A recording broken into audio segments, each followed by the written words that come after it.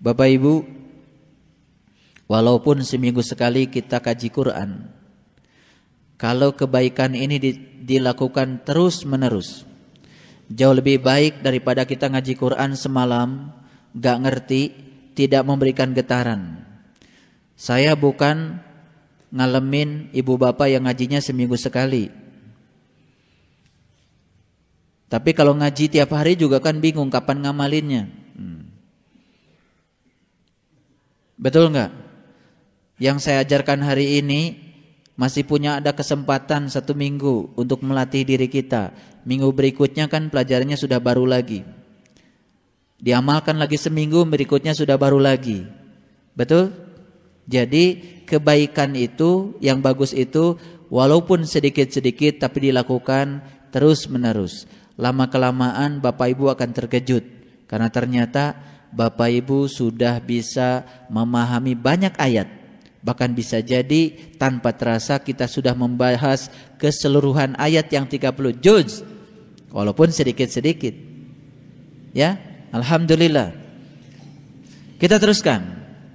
Ya, qalu rabbana ghallabat alaina siqwatuna wa kunna qauman dhallin.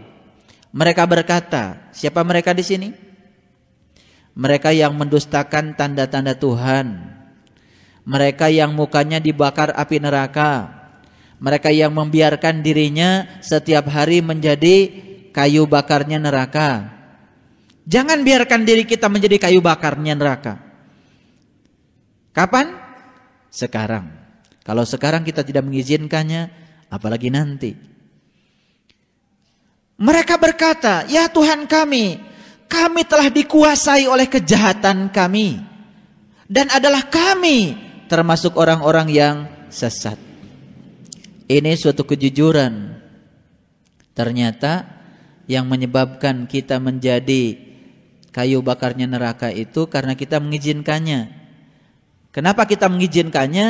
Karena kita telah dikuasai oleh kejahatan yang ada di dalam diri kita.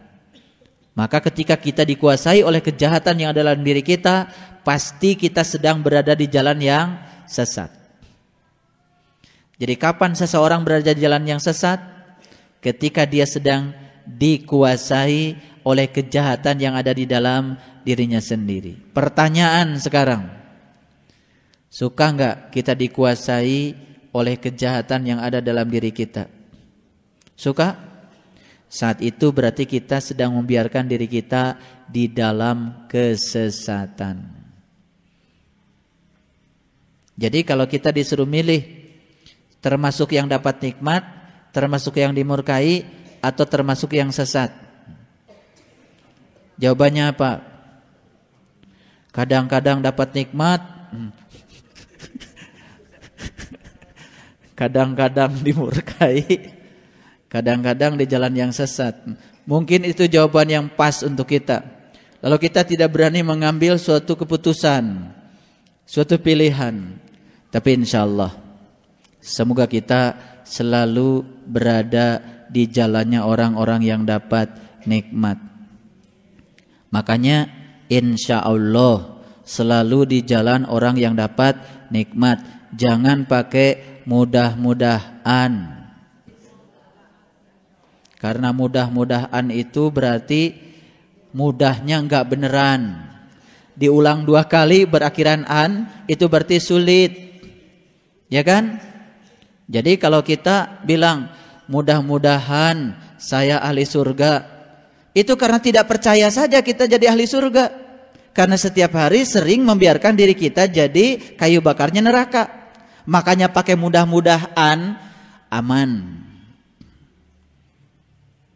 Mudah-mudahan besok saya dapat rezeki yang banyak, cicing we di imah. Untuk menutupi kelemahan dirinya ya yang paling cocok kan pakai mudah-mudahan. Bapak doakan ya, mudah-mudahan saya tidak mengizinkan diri saya jadi kayu bakarnya neraka. Nggak akan saya iminkan.